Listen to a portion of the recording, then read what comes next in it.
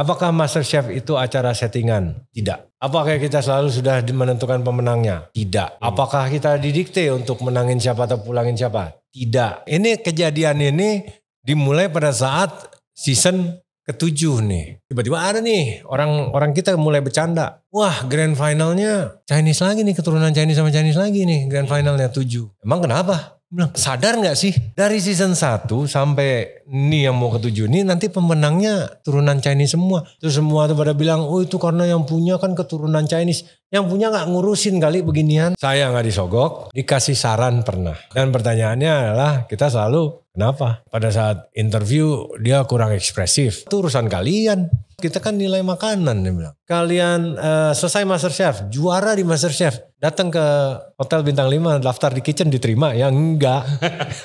Ya enggak.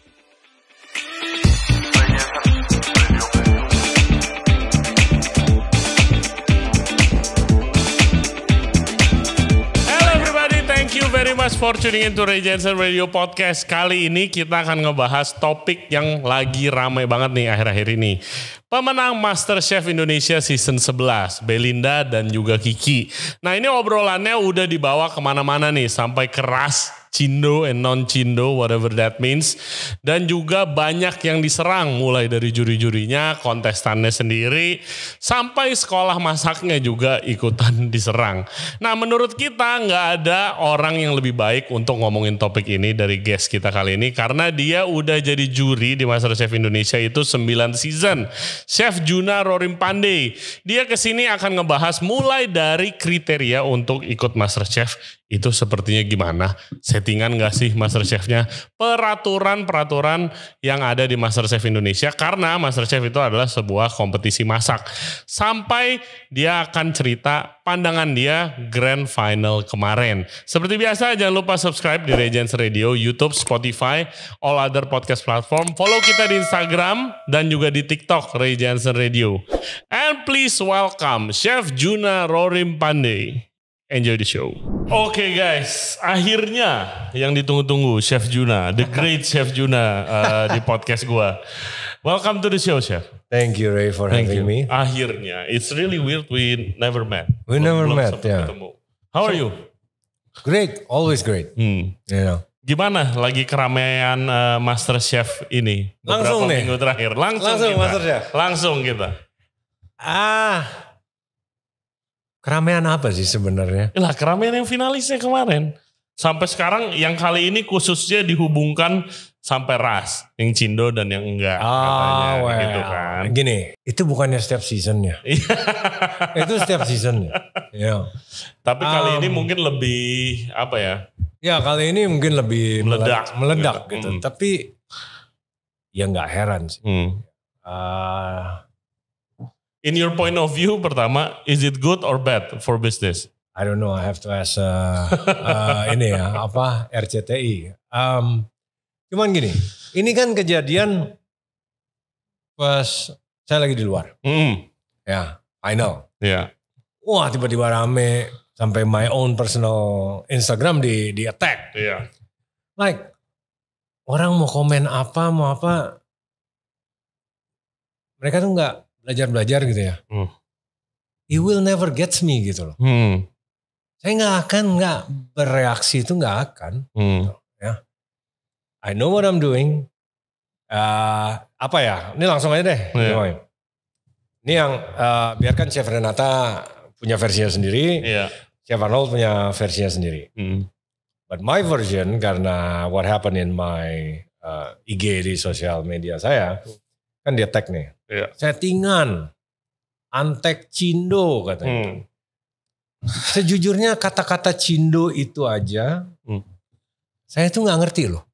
Sebelum 2 tahun terakhir lah. Yeah. Karena dalam pergaulan sehari-hari saya tidak pernah klasifikasi atau definisikan seseorang yang keturunan Chinese itu Cindo. Iya. Apalagi di kitchen. It doesn't matter where you come from. Yeah. Kita selalu bilangnya adalah keturunan Chinese. Udah. Gitu. Yeah. Nggak ada istilah Cindo. Jadi kalau yang Arab Indonesia, Rabdo gitu. You know, like India Indonesia apa dong? Indo, whatever. 2 tahun terakhir lah ya baru tahu terminologi itu.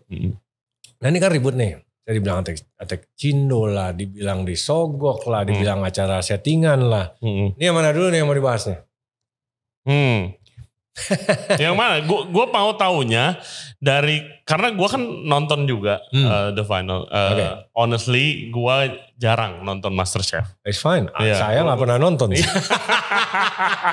To be honest, saya nggak pernah nonton. Tapi gue sekali-sekali lah pernah, tapi nggak nonton 1 episode terus besoknya 1 episode lagi sih. Why you wanna do that? You live it already kan? Yeah. I mean, ya bener yang tadi beberapa tahun terakhir berapa kali season menang kayak Cindo lagi yang menang gitu. Tapi kalau kali ini gue liatnya lebih gede karena ada yang bilang ini si Kiki itu sebelum MasterChef dia udah executive chef. Gitu. Terus mungkin itu mesti dikak dulu nih. Karena permasalahan yang berkembang ini, gue sampai sekarang nggak tahu. Iya. Jadi yang diributin ini kan MasterChef nih. Taunya ada berkembang, tiba-tiba di grup setelah final syuting dan setelah final tayang. Jadi artinya udah rame nih. Iya. Tiba-tiba besokannya apa lusanya gitu di grup WhatsApp produksi MasterChef, banyak kan orangnya yang ikut produksi itu ada yang lempar CV-nya sih. Ya. Ini ternyata dia ini gitu. Oh ya, saya cuman ya udahlah, gitu loh. Saya nggak tanggepin gitu. Ternyata itu ribut lagi. Iya betul. Nah yang ribut kedua ini. Don't ask me. Karena saya nggak tahu apa-apa, ributnya kenapa lagi, saya nggak ngerti lagi. If you wanna ask me kalau itu benar gimana atau itu tidak benar gimana, boleh. Tapi ributnya yang masalah CV itu saya nggak ikutan. Oke, gue nanyanya, kan lu kan udah 9 tahun nih ngejuri. Dari 9 season. Dari yang pertama 3 dan 4 nggak ikutan. Yes, sama 1 season Junior MasterChef. Season Junior MasterChef. Ya kan? In my mind nggak ada yang lebih bagus lagi nih untuk ditanyakan hal ini. Boleh. Gitu. Kriteria itu apa? My personal ingetan gue harus home cook nggak sih? Nah ini. Hey guys, kalau kalian suka konten seperti ini, jangan lupa like the video dan juga subscribe ke channel kita, Ray Jensen Radio Podcast. Back to the show. Thank you for asking. Yes. Jadi memang MasterChef Indonesia yang juri yang paling pertama dipilih untuk menjadi juri saya. Iya. Itu back di 2011 ya, MasterChef Indonesia pertama. Saya bolak-balik sama RCTI dan waktu itu ada Fremantle. Bukan mengaudisi ya, tapi mengtes camp chef-chef lain yang bisa saling melengkapi. Itu ada kali 14 kali bolak-balik. Mencari format. Saya dengan siapa. Juri nih ya? Juri. Yeah. Sampai pernah mau ada hostnya cewek. Atau hostnya laki. Yang bukan orang atau dunia chef atau orang gitu. Orang F&B gitu ya. Yeah. Bukan orang F&B atau bukan chef sebagai presenter yang akan selalu menjadi hostnya. Jadi 4 kan. Pernah format bolak-balik. Akhirnya dapat Chef Index. Yeah. Udah dapat Chef Index, kita berdua mulai lagi nih. Ada sempat bolak-balik berapa kali lagi untuk nyari yang ceweknya siapa nih. Nah, akhirnya dapat Marinka. Yes. Oke. MasterChef season 1 dan kedua itu, I'm looking at you guys. Kriterianya sebenarnya adalah amateur cook. Orang-orang yang suka masak di rumah. Ya, atau yang suka ikut lomba-lomba 17-an atau apa sih yang kecil-kecilan karena emang hobi masak. Atau bisnis catering dan lain sebagainya itu masih oke. Ya, bukan catering perusahaan besar ya. Awalnya season 1 dan 2 seperti itu.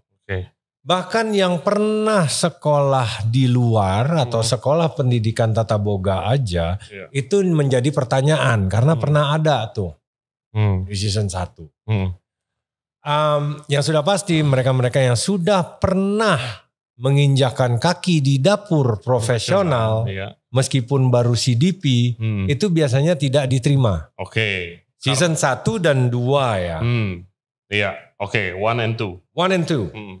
Ya, tapi saya tidak bohong. Mereka sempat kebobolan. Saya nggak akan bilang siapa. Di season 1 itu kalau tidak salah ada yang pernah sekolah tata boga atau culinary.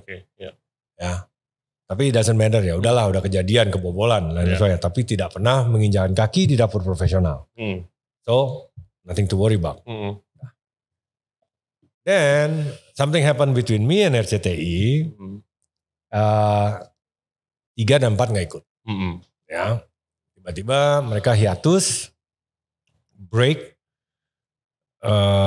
and sebelum mulai season 5 kembali lagi seperti season pertama. Saya duluan yang ditelepon. Panggil. Kasarnya mari berdamai yuk. Ayo. Mari berdamai yuk, ngobrol dulu because it's a new management and all that stuff. Oke. Itu saya ke gedung MNC, taunya di Kebun Jeruk tuh udah megah ya, udah ada MNC. Tadinya kan pisah-pisah tuh, global pisah. I remember tadinya pisah syutingnya bukan di situ kan. Terus ngobrol, everything good. Then we start MasterChef season 5. Somehow dimulai dari season 5 itu sampai sekarang, the rule has changed. Untuk entry. Untuk orang yang qualified, boleh eligible masuk sebagai kontestan. Mau sekolah di luar pun, bahkan banyak yang sekolah lulusan, apa sih, PH ya?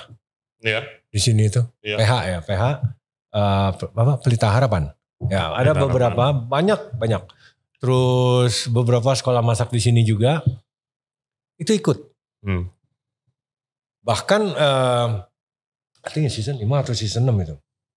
Ada orang yang sudah pernah bekerja di professional kitchen as a CDP. Vicky namanya, Vicky itu. Season 5 atau season 6. Itu juga it doesn't matter. Akhirnya peraturannya adalah selama pada saat mereka mendaftarkan diri, mereka sudah tidak kerja lagi di situ. Akan tetapi tetap tidak boleh level sous chef atau executive chef. Jadi CDP masih boleh. But when you apply, please be honest gitu loh. Lu udah berhenti gitu. Atau setidaknya lu berhenti dulu karena mau nge-apply gitu. Jangan cuman cuti, apply, nggak diterima, ya balik lagi kerja seperti biasa gitu loh. Atau distrategiin sama bisnisnya bisa juga kan, men? Well, itu di luar. Kayak lu ya udah cabut dulu cari nama. Misalnya gue yang ikut, nama gue udah di TV, muka gue udah di TV. Restoran gue mungkin naik nanti namanya. Abis itu kalau gue dipulangkan, ya udah gue dapat promosi gratis nanti udah dapat gitu kan. Itu di luar ranah kita. Yang masyarakat tidak tahu adalah ketiga juri ini kita tidak punya andil dalam hal audisi. Sebelum mereka datang ke galeri yang kalau di adegannya bawa koper itu yang 40 40 orang biasanya 40 orang. Iya, itu audisinya kan ya. Ya, satu-satu masuk, dorong card, terus masak 5 menit. Sebelum itu kita nggak punya andil. Dan itu berarti udah disaring dong, ya kan? Ada timnya. Iya, ada timnya untuk nyaring. Kalau nggak ya ribuan orang. Puluhan ribu orang dan lain sebagainya. Memang kemarin season 11, nah ini kalian jangan salah. Kemarin season 11 atau season 10 ya, saya lupa. Chef Arnold itu ada datang pada saat mereka audisi di Surabaya. Sebagai guest aja. Ya saya nggak tahu andilnya sebagai apa, kita nggak ikut campur. Saya nggak ada di situ, tapi mereka biasanya audisi yang di luar 40 orang itu yang datang masak ke kita, itu kita tidak punya andil sama sekali. Begitu sudah mau mulai syuting kita baru dikasih template 40 orang, muka, nama, latar belakang, hobi dan lain sebagainya. Sebagai chef kan pengalaman lu udah tidak usah dipertanyakan lagi di kitchen gitu kan. Lu bisa lihat dong dari CV-nya aja biasanya. Biasanya kelihatan dari CV atau profilnya kayak wah nih orang kayaknya udah lebih jago daripada yang lainnya gitu. CV orang selalu bohong di CV mereka ya. So I don't read CV. Read secukupnya aja. Tapi does it matter waktu kompetisinya udah mulai kalau biasanya orang yang udah pengalaman di kitchen sama yang belum masih hobi-hobi aja? Does it matter dalam artian apa nih? Dalam artian kayak ada advantage gak kalau misalnya udah jadi professional kitchen setelah rule-nya berubah kan boleh? Seharusnya advantage dong. Dimanapun juga kalau kita punya pengalaman pasti advantage. Dari segi mental dan time restriction yang kita dikasih jatah waktu masak seharusnya mereka udah lebih jago gitu loh. Nah waktu si Kiki sama Belinda yang season ini, waktu grand finalnya berjalan, itu berjalan normal seperti biasa aja apa ada hal yang beda waktu itu? Jalan seperti biasa. Dan berarti sama sekali tidak menyangka akan jadi begini. Maksudnya rame ke depannya gitu. Gak nyangka lah gitu loh.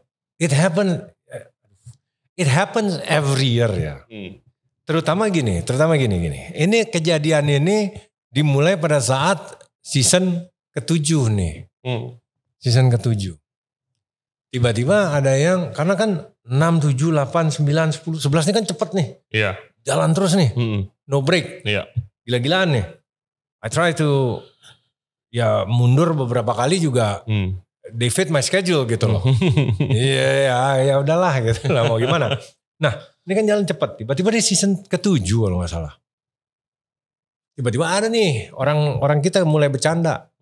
Wah grand finalnya Chinese lagi nih, keturunan Chinese sama Chinese lagi nih grand finalnya 7. Terus emang kenapa? Bilang, sadar gak sih?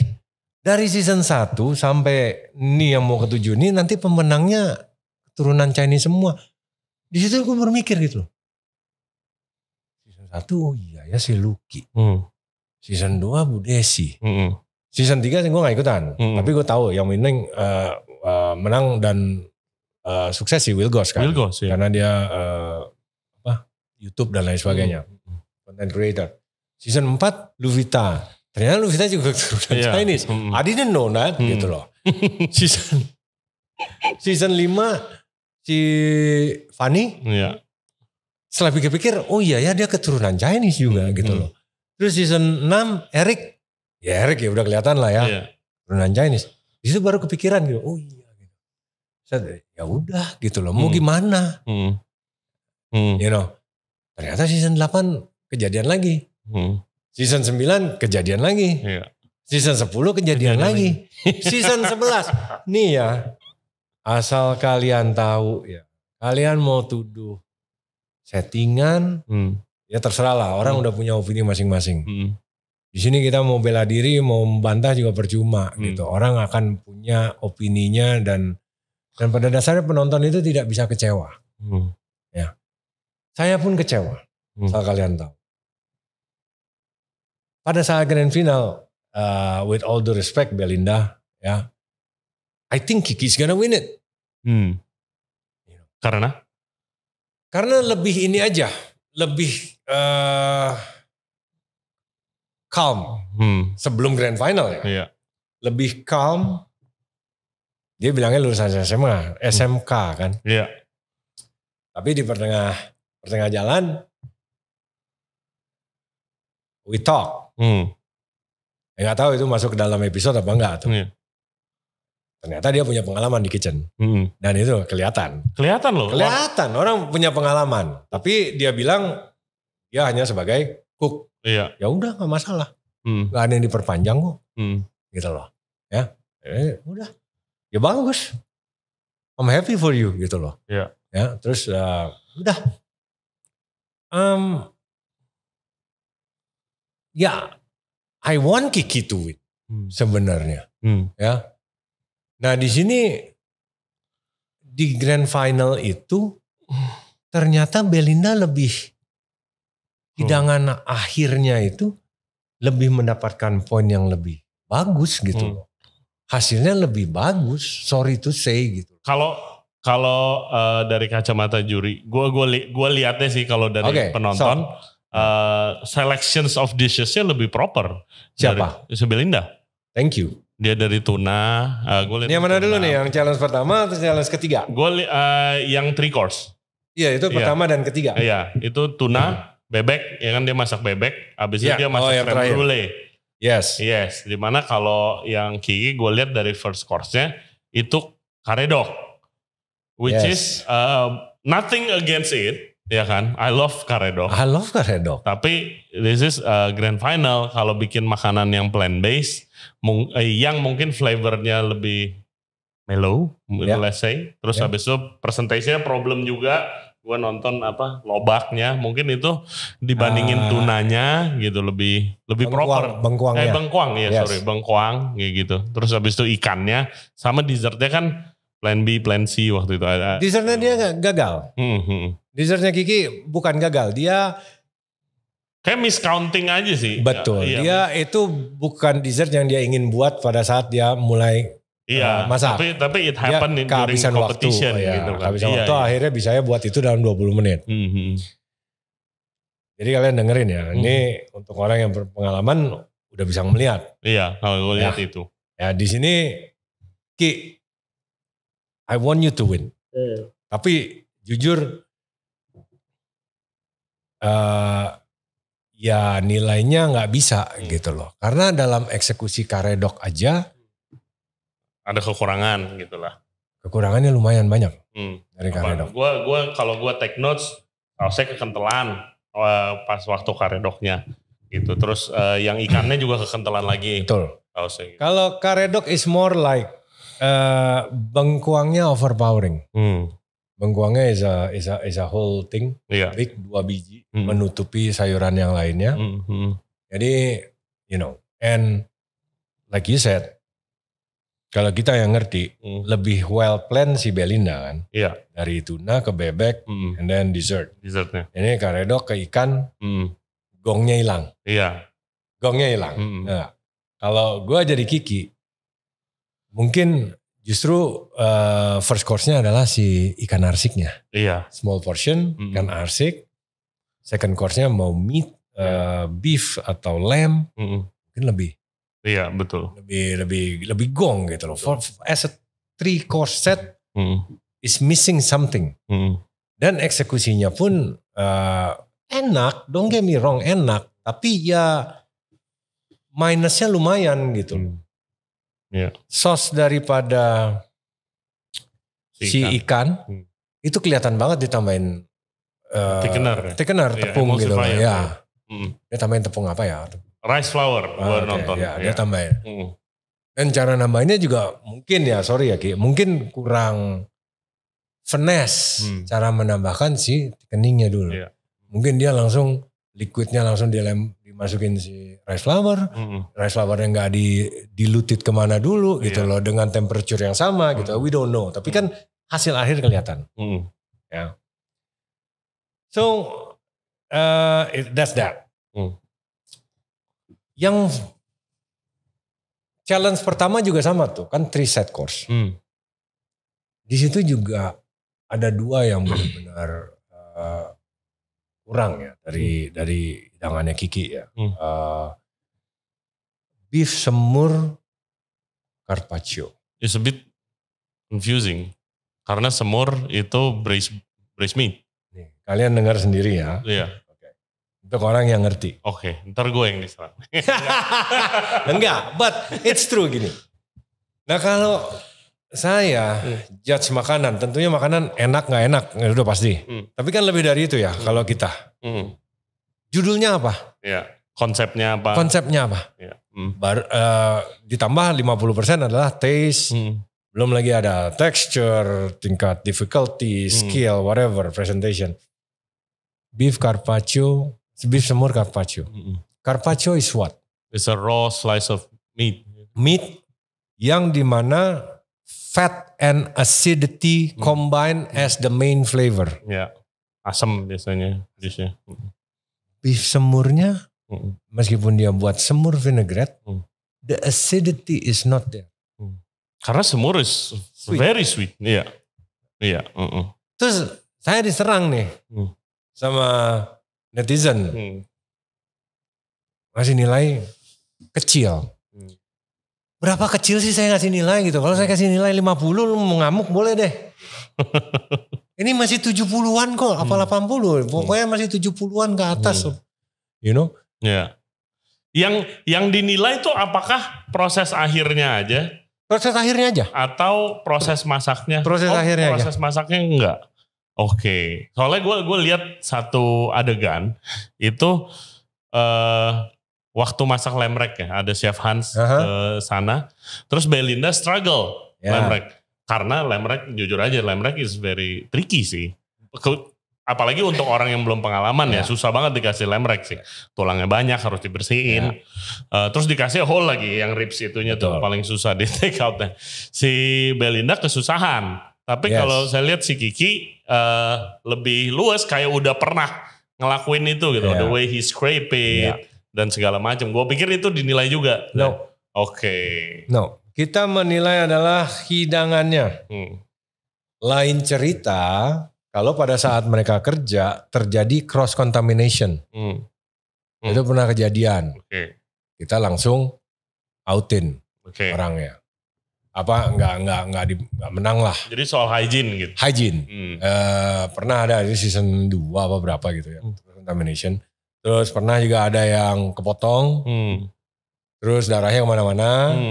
So untungnya itu bukan pressure test ya. Jadi kalau pressure test kan mau nggak bisa. Atau nggak dia mesti ngulang lagi buat semua baru kan. Itu di challenge pertama apa challenge kedua gitu. Tapi akhirnya dia tidak qualified untuk tidak selamat dari babak berikutnya lah. Yes, jadi kalau apalagi grand final kita tidak menilai ya how they do things. Final result. Saya diserang tuh. Ya, jadi kayak nggak bisa potong daging bisa menang. Ya netizen kan bisanya komen aja ya. Gitu dalam artian thinking is difficult. That's why people judge. Makanya orang menghakimi. Ini bukan daging loh. Ini adalah lemrek. Dan kita semua juga tahu lemrek itu ada tulangnya yang di bawah tuh yang menyatukan mereka semua gitu loh. Yang itu benar-benar mesti dihack. Iya, without damaging the real eye, the loin. Betul. Nah di sini bisa dilihat deh. Saya nggak belain Chinese Indonesia, Pribumi, whatever. Saya nggak belain siapa-siapa. Bisa dilihat ya Kiki adalah gentleman. Kiki bantuin kan? Iya. Which is good. I'm very proud of you Kiki gitu loh. Nah sekarang kalau ini ya dibalik gitu. Grand finalnya diva.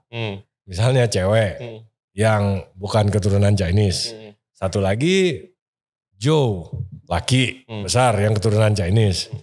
Kalau Joe bantuin diva benerin si lemreknya, jadi masalah nggak? Ini kan orang-orang aja yang buat segala macam seperti itu, ya kan? Kalau begini, udah rame-rame begini, ada perasaan kapok gak sih? Kayak aduh gila No, I'm not. I'm not. Karena saya nggak disogok. Saya tidak disetting atau didikte oleh RCTI. Pernah kejadian gak itu? Apa tuh? Didikte gitu. Gua mau yang out dia gitu misalnya. Dikasih saran pernah. Oke, dikasih saran. Tapi bukan berarti itu final decision tetap ada di kalian. Tetap juri. Dan pertanyaannya adalah kita selalu kenapa? Pada saat interview dia kurang ekspresif. Ya bodo amat tuh urusan kalian. Dia bilang itu urusan kalian, saya bilang. Ya, jurinya ekspresinya dingin terus deh yang ini. Urusan kalian saya bilang. Kalian yang interview lah yang pinter-pinter bisa mancing supaya dia lebih ekspresif atau whatever gitu loh. Ceritanya nggak ada. bodo amat, kita kan nilai makanan, dia bilang. Nah ini another thing ya. Ini pedoman dari saya dari awal kan. Iya. Jadilah pemenang di setiap tantangan. Ini diserang terus nih. Jadilah Cindo setiap tantangan. Jadilah pemenang. Makan tuh. Kasar-kasar orang. Kita membaca komen ketawa aja. Ya. It's nothing gonna, those things not gonna get me lah. Iya. Jadilah pemenang di setiap tantangan. Yes, betul. Jadilah pemenang di setiap tantangan. Sekarang gini. Kamu sebagai kontestan. Mau menang 15 kali berturut-turut. Terus aman naik ke atas misalnya. Iya. Terus pada episode ke-16. Iya. Oh enggak deh, 1, 2, 3 kan itu episodenya masih bootcamp sama audisi 2, bootcamp 1. Berarti 15 kali itu episode 18 gitu misalnya. Nah episode 19-nya kamu enggak menang di challenge pertama, artinya masuk ke challenge kedua kan. Di challenge kedua enggak menang, misalnya dari 5. Challenge kedua kamu enggak menang dan 2 yang terburuk, ya mungkin kamu masuk pressure test. Gitu loh. Dan gak mungkin 3 orang masuk pressure test, 3-3-nya pulang gitu. Gak mungkin, pasti ada 1 yang selamat minimal. Ya, makanya jadilah pemenang setiap tantangan.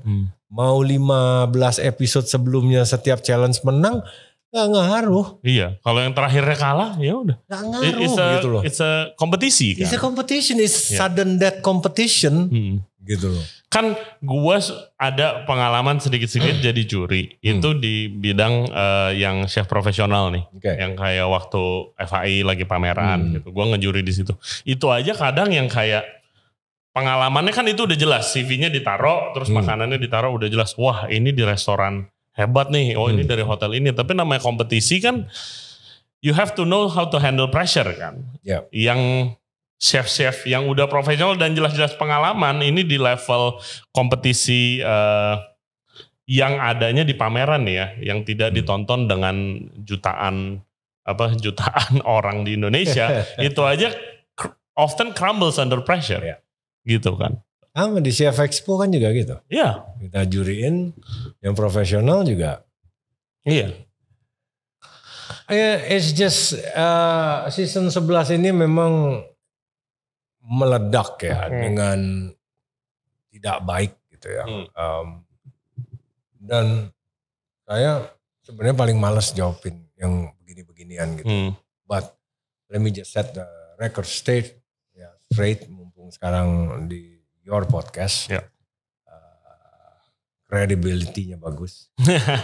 Thank you. Especially on the F&B industry. Apakah MasterChef itu acara settingan? Tidak. Apakah kita selalu sudah menentukan pemenangnya? Tidak. Apakah kita didikte untuk menangin siapa atau pulangin siapa? Tidak. Gak ada untungnya. Terus semua tuh pada bilang, oh itu karena yang punya kan keturunan Chinese. Yang punya gak ngurusin kali beginian. Bisnisnya jauh lebih banyak. Gak pusing. Gak pusing kali dia sama yang beginian gitu loh. Terus TV-nya dia, cobalah kalian berpikir. TV-nya dia ini adalah TV lokal kan. TV lokal yang nonton kan masyarakat banyak gitu loh. Bahkan boleh dibilang orang yang, sorry to say, kebanyakan yang menengah ke atas jarang nonton TV lokal. Iya. Ya kan, nontonnya subscribe Netflix dan lain sebagainya. That's the TV, reality. Ya, dan lain sebagainya. Jadi uangnya dia juga datangnya dari orang yang naruh yang nonton, iklan. Karena ratingnya bagus di market yang menengah ke bawah ya kan. Masa dia mau ngebunuh bisnisnya sendiri? It doesn't make sense gitu loh. Terus kalian bilang, again ya, saya tidak akan ngomong soal Chef Renata atau Chef Arnold, masing-masing urusan masing-masing. Tapi kalau kalian menuduh saya disogok, mau nyogok berapa sih? 1M, 2M, gak mempan. Kalau 68M, baru ngobrol. Then we'll talk. Baru kita ngobrol. 1M, 2M mau ngapain? Terus saya mau ngancurin karir saya di dunia F&B yang dari saya mulai tahun 98. Saya mau ngancurin dunia TV lah ibaratnya. Yang dimulai dari 2011 hanya untuk 1, 2, 3, 4, 5M. Really? Gitu loh. It doesn't make sense gitu loh. Saya belain Cindo. Untungnya saya apa? Saya keturunan Chinese bukan, Cindo bukan gitu loh. Di mata saya nggak ada yang gitu-gitu. Saya nggak pernah ngelihat kontestan tuh mereka mau ini, mau itu gitu. Ya. Terus apa lagi? Oh karena dia cuman anak SMK, bukan lulusan LCB. With all due respect, kalian tahu saya nggak sekolah malahan. Ya, saya nggak sekolah malahan. Malahan kadang-kadang, sorry ya anak-anak LCB nih. Beberapa dari anak-anak LCB malah kebanyakan yang saya lihat petantang-petenteng gak jelas gitu loh. Lulusan luar petantang-petenteng gak jelas. Saya kalau disuruh milih, beneran milih bukan berdasarkan makanan. Kiki 100%. Gitu loh. Iya. Gunanya tuh apa gitu. Gue menangin anak lulusan LCB, menangin Cindo. Just because of that gitu. No, gak ada. Nih satu lagi yang lebih dalam. Belinda boleh dibilang dari keluarga berada ya. Terus disogok oleh keluarga Belinda. Ketemunya kapan? Orang pas mereka baru masuk galeri kita baru ketemu sama keluarganya ya. Mungkin Belinda lebih berada ya daripada Kiki. Dan dari yang kita ngobrol mungkin Belinda juga akan balik ke mana? Australia. Australia setelah kompetisi ini. Ya lebih layak Kiki lah kalau mau lihat itu. Untuk menang ya. Setidaknya Kiki akan lebih banyak membawa nama MasterChef Indonesia sebagai juara dan berguna bagi dunia kuliner Indonesia gitu loh. Tapi don't worry Ki, kamu menang gak menang Ki. Saya yakin masa depan kamu akan jauh lebih cerah gitu loh. Karena kamu adalah inspirasi gitu loh. So winning is not everything gitu loh dalam hal ini. Cuman kalau nuduhnya udah aneh-aneh, ya itulah jawabannya. Ya, settingan lah, disogok lah, ada. Itu this type of things comes daily gak sih to you as a public figure?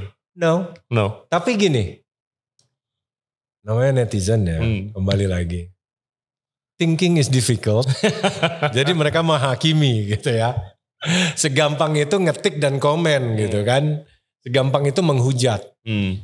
You know hujatan yang paling lucu adalah Tuhan tidak tidur. Wih deh. Oke.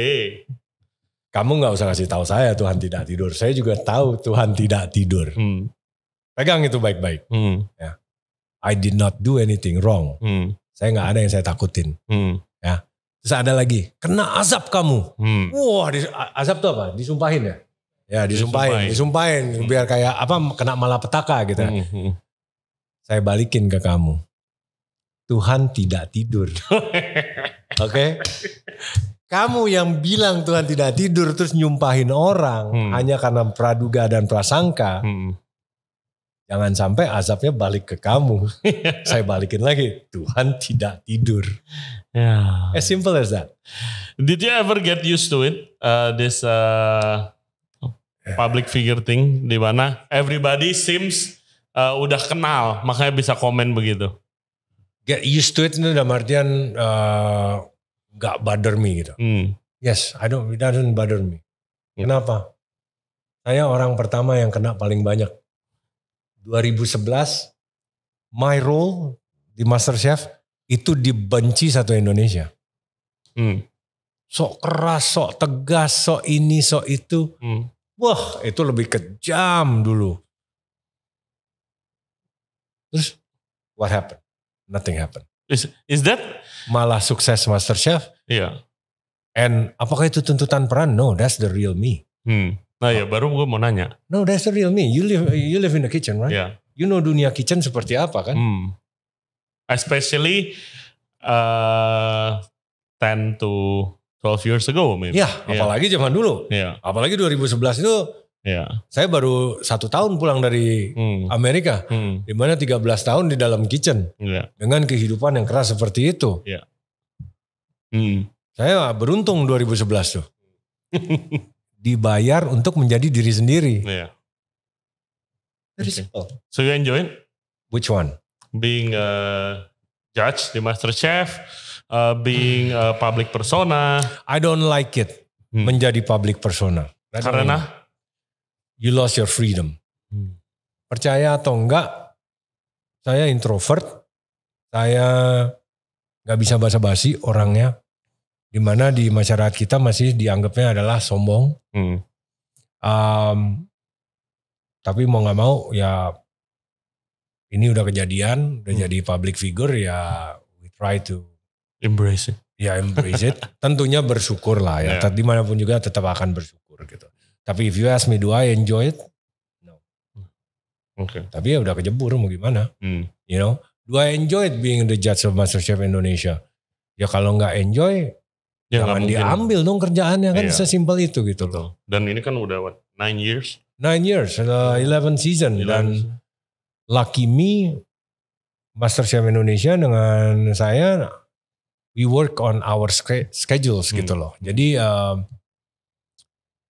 kerja gitu. Jadi dia nggak nuntut. Woi nanti akan mulai di sini ya. Syuting tanggal segini. Enggak. Kita benar-benar cocokin schedule. Nanti jadi schedule Arnold, schedule Chef Arnold, schedule Chef Renata masuk ke me. Iya. Lalu udah data baru bawa ke produksi. Semua oke. Ini Renata perlu libur di sini nih. Dia mesti ini. Oke, gitu work around it. Sebenarnya yang ribet tuh gue. Iya. Iya kan lo ada bisnis juga. Iya. Apakah enjoy ya? We enjoy it. Kan ini menurut gue ya. Sejak adanya MasterChef di Indonesia itu sangat ngebantu banget menaikkan persepsi dan juga derajat chef sebagai karir yang legit di Indonesia. You agree? Banyak loh yang jadi gara-gara lihat lu di TV kayak berarti anak gua jadi chef bagus nih future-nya. Do I agree? Ray, yes, sangat setuju. Tapi kata-kata itu tidak bisa keluar dari mulut saya. Karena kalau keluar dari mulut saya kesannya sombong dan conceited banget. Ya. Tapi it's true gitu. Semenjak adanya MasterChef 1, 2.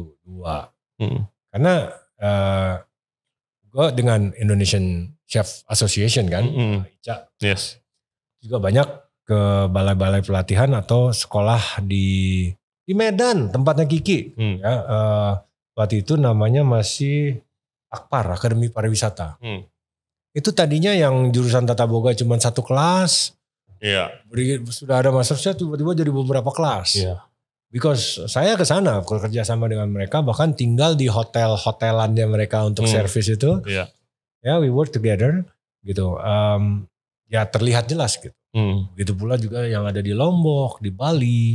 Jadi memang benar sih.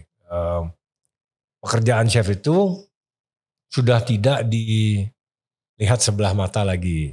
Ya. Sudah tidak malu untuk laki, tukang masak. Iya. Ya. Dulu gue waktu masih kecil diomelin mulu sama kakek gue. Ya. Laki di dapur melulu. Karena opa gue punya bengkel di depan. Oke. Terus oma gue punya catering di dapur kan. Gue mainnya di dapur. Opa gue ngomelin mulu tuh. Main di depan, main di bengkel. Jangan main di dapur. Gitu. Nah, did you still get in touch sama finalis-finalis dan kontestan MasterChef yang sebelumnya? Ada beberapa kontestan MasterChef yang menjadi my crew. Tapi cabutan ya. Okay. I don't have kalau untuk si coffee shop itu kan establishment sendiri, krunya udah ada. Tapi kayak like me kan suka keluar kota, ada restoran takeover. Demo atau guest di dinner, chef dinner di hotel gitu. Ada beberapa yang memang dari MasterChef Indonesia. Yang pernah ikut saya adalah Indra, ya itu dari season 9 kayak Indra. Adit dari season 7 dan juga Faiz dari season 7. And none of them was Chinese ya. Jadi jangan lagi kalian berani bilang saya disetir antek-antek Cindo. No. So 3 of them. Ketemu bukan daily basis tapi on project basis. Okay. Ngobrol juga di grup WhatsApp atau di WhatsApp. Ya. Beberapa ada yang suka DM kalau mereka ada acara, misalnya mereka restoran pop up, ngundang gitu. Ada beberapa. Oke. Ada beberapa juga yang nice ya, "Hey chef, how are you?" gitu. "Oh ya, I'm good." gitu. Kita keep it. Kasih advice coba, chef. Buat yang udah pernah ikutan MasterChef sebagai finalis, mau yang menang, mau yang enggak. How do you attack it after you got that, udah ada nih personanya, udah dapat mungkin ketenarannya gitu. How do you attack in the industry? Ini ya, sama seperti pertanyaan tadi, waktu mau masuk MasterChef itu persyaratannya apa? Season 1 dan season 2 dengan season 5 ke 11 sekarang itu berbeda. Jadi motivasi mereka-mereka ini yang di season 1 dan season 2 itu adalah ingin memperbaiki taraf hidup kebanyakan. Karena banyak yang ada tukang buah, ya, ada tukang macam-macam deh, ya, yang dengan masuk MasterChef Indonesia ini dikenal masyarakat, lalu dia misalnya mau bisnis kuliner, mau bisnis apa, mereka punya nama dan bisa accelerate, which is to me is really good, nice. Kita tidak bisa munafik bahwa, tapi ada juga beberapa contoh mereka yang ingin langsung malah terjun di dunia F&B atau professional kitchen beneran. Iya, ada. Gue kenal beberapa. Contoh si Opik, itu runner up dari season 2, juara 2 ya. Itu sampai sekarang di kitchen. Bahkan sudah sampai pernah menjadi sous chef di Bali. Di hotel bintang 5. Nice. Which is very good. Ya. Kita sebagai juri, itulah tugas kita sebenarnya. Ya. Kita membantu mereka mentalnya, ya mungkin masukan dalam cara memasak, ilmu-ilmu baru, dan juga supaya mereka bisa accelerate nanti setelah keluar dari MasterChef. Nah, season 5 ke 11 ini sudah berbeda. It's because of media sosial. Because of YouTube. Semua orang pengen jadi terkenal, no matter what. Yes. Nah, lebih susah lagi nih tugasnya juri nih. Gitu loh. Kadang harus direm gak sih? Ya harus, cuman ya siapa yang bisa ngerem kayak begituan gitu loh. Ya, jadi kita cuman bisa bilang, at least me ya, MasterChef Indonesia ini adalah wadah gitu loh. Kalian mau bikin a fool out of yourself, atau kalian mau jadi seseorang, setelah kalian keluar dari sini, ini adalah wadahnya gitu. Di sini kalian akan ditempa mentalnya, kalau untuk kulinernya kalian akan dibantu. Karena kita juga ada masterclass kan. Iya. Masterclass, lagi kompetisi juga kita kasih tahu. Itu how often the masterclass? I don't know, depends on the schedule. Because it's not from us, it's from the food producer. Ya, jadi mereka diajarin cara masak apa gitu dan lain sebagainya. Jadi mereka juga dikasih ilmu gitu loh, dikasih masukan, dikasih ilmu. Bahkan lagi kompetisi pun kita kan suka nyamperin ke bench tuh. Yakin kamu motongnya mau begitu, nggak mau begini, ini ikannya agak ini gitu loh. Itu kan input semuanya. Kita kan nggak bisa ngasih tahu, begini. Contohnya ini bukan sekolah gitu loh. Ini kompetisi gitu. Kita cuma ngasih bisa sedikit gitu. Tapi off cam pun kita masih kadang-kadang juga ngasih tahu gitu. Mereka juga suka nanya-nanya kan. Nah, jadi MasterChef itu adalah wadah. That's it. Untuk kalian ke depannya mau jadi apa? Kalau mereka yang punya toko kue dengan masuk MasterChef terus bisa bertahan lama, kan makin sering tayang makin kelihatan tuh. Makin terkenal lah ibaratnya. Terus top 5 terus pulang. Artinya kan mereka udah berapa minggu tuh dilihat masyarakat. Itu akan lekat dengan toko kuenya dia kan. Bawalah itu. Gunakanlah itu menjadi marketing tools sebagai toko kue dia misalnya. Top 5 MasterChef. Kue ini gitu. That's it. Gitu loh, that's it. Apalagi sih?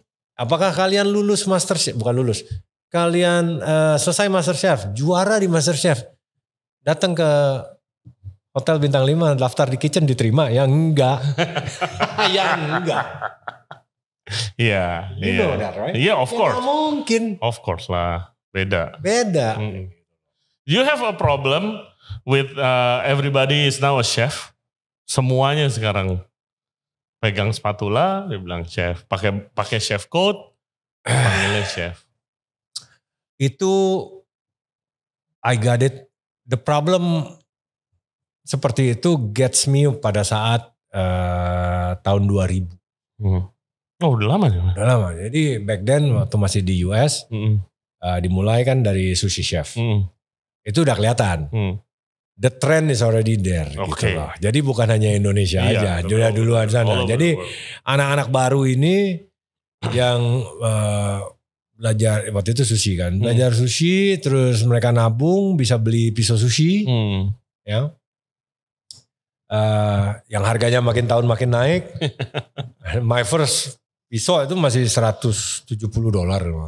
Terus pas 2010 pulang udah $320. Oh shit. Ya ada Masamoto sushi knife. Itu jadi mereka nabung gaji terus bisa punya sushi, pulang pergi bawa pisau sushi itu gayanya udah petang-petang. Padahal kalau dilihat kerjanya baru bisa ngerol California roll doang gitu loh. Jadi memang ya gak tahu ya, karena banyak acara TV. Ya, apalagi di luar sana acara TV about cooking, about chef, cooking competition dan lain sebagainya. So it become nyerempet dunia entertainer, dunia entertainment. Jadi kita boleh dibilang udah masuk ke dunia showbiz nih, ya kan? Ya, especially MasterChef. Especially MasterChef. Bilangnya apa sih kalau MasterChef? Apakah itu reality show atau variety show atau? It's reality show. Reality show. Nih orang yang suka salah juga. Everything seperti itu adalah reality show. Yes. Cuman fokus on cooking, on the food. Gitu aja. Jujur ya, pada saat pertama dipanggil, diajak ngobrol soal MasterChef, saya nggak tahu apa-apa tentang MasterChef. Karena waktu di US nontonnya Hell's Kitchen sama Top Chef. Yeah. MasterChef US itu baru besar setelah 2010 gitu loh. Jadi belum ada waktu itu gue di sana, atau udah ada tapi nggak populer bagaimana gitu. I don't know anything about MasterChef Indonesia gitu ya. Tapi sekarang got this big, terutama di Australia sama Amerika ya lumayan big, which is good. Tapi orang kan harus bisa bedain tuh MasterChef, Top Chef, Hell's Kitchen.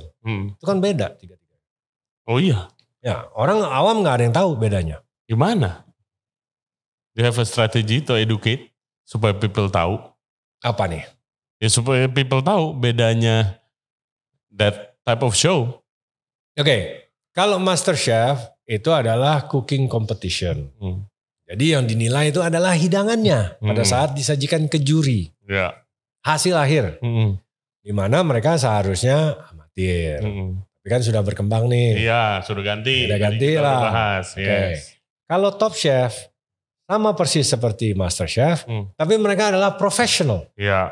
Ya, bahkan kebanyakan yang ikut adalah sous chef dan executive chef. Iya. Ya, head sudah chef. Orang-orang yang sudah pengalamannya banyak banget di profesional kitchen. Kalau Hell's Kitchen is not a cooking show. Itu adalah real life kitchen simulation. Iya.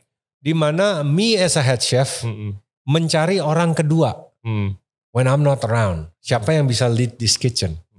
Jadi kontestannya itu mau amatir boleh, mau ibu rumah tangga boleh, mau eksekutif chef boleh, bebas. Pada dasarnya nanti akan kesaring pada saat operating the kitchen. Gitu loh.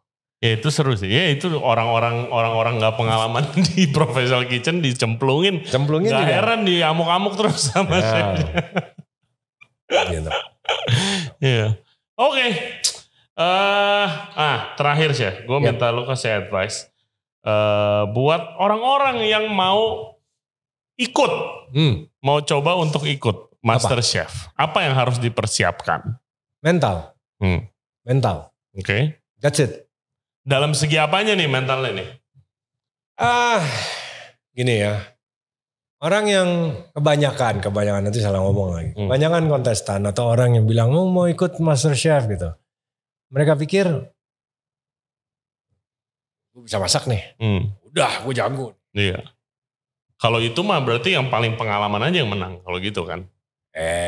Mestinya. belum tentu juga. Mestinya, kalau memang begitu. Ya, kembali lagi kan ke mental.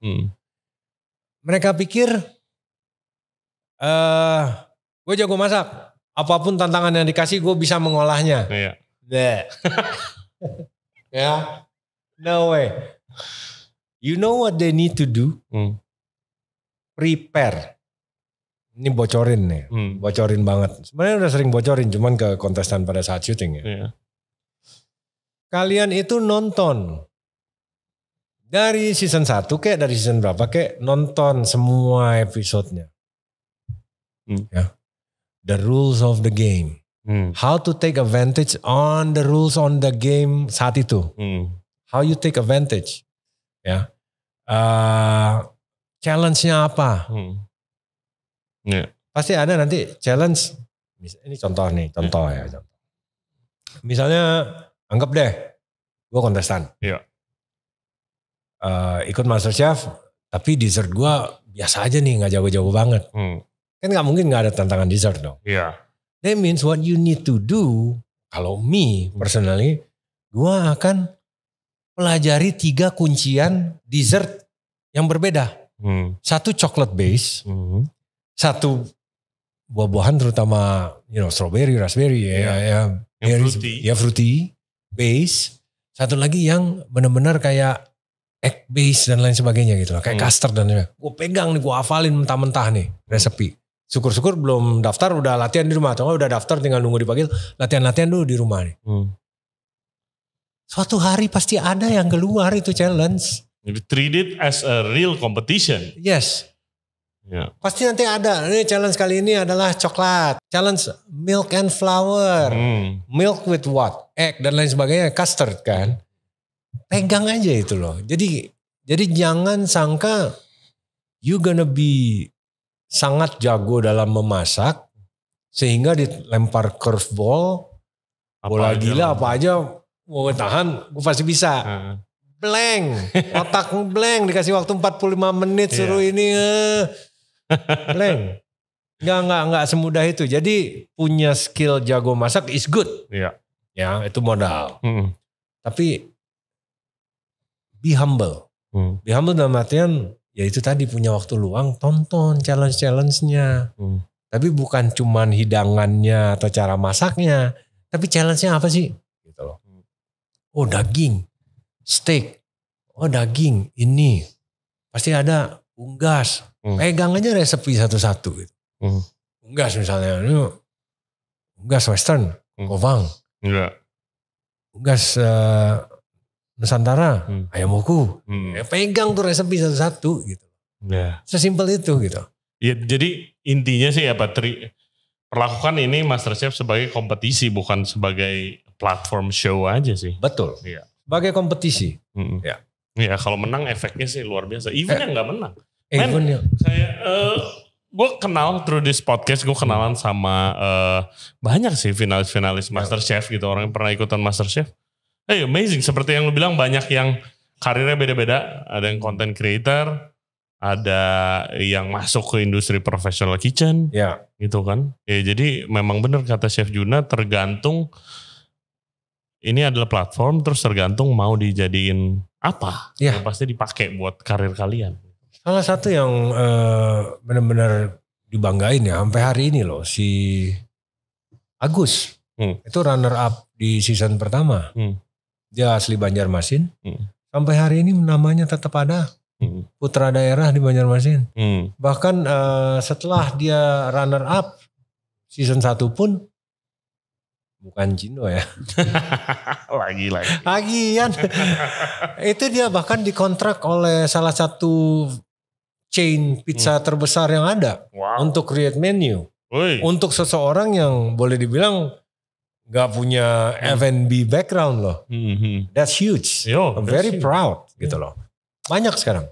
Oke, guys, itu dia tadi pandangan Chef Juna tentang kejadian di MCI season 11. Abis ini gue masih ada satu sesi lagi sama Chef Juna, itu ngomongin background karirnya, as usual our content. Chef, sebelum kita tutup nih Chef, yang episode kali ini ada Q&A dari listener.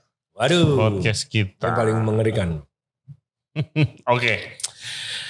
Thank you guys for the questions. Keep them coming. Yang paling menarik kita akan tanyain ke guest kita. Pertama, Chef dari Today NC. Chef Juna pernah bilang sebelum belajar memasak harus belajar mendengarkan dulu. Nah, itu ada cerita gak di balik quote tersebut? Ya oke. Di MasterChef itu jadi kembali lagi ya. Mental, tekanan, mendengarkan dulu. Kenapa? Jadi banyak kejadian di mana misalnya kita bilang kalian bebas ke pantry waktu memasak 45 menit. Temanya ayam hidangan Nusantara misalnya. Dia 20 menit ternyata gagal. Ada bumbunya kosong gitu misalnya.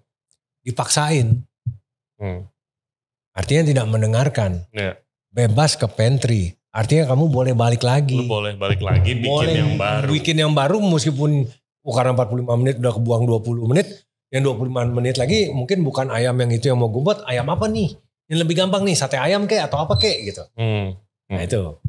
Jadi kita punya rules itu penting ya untuk didengarkan. Karena itu efek dengan the game ataupun apa yang mereka mau strategiin untuk dimasak. Oke.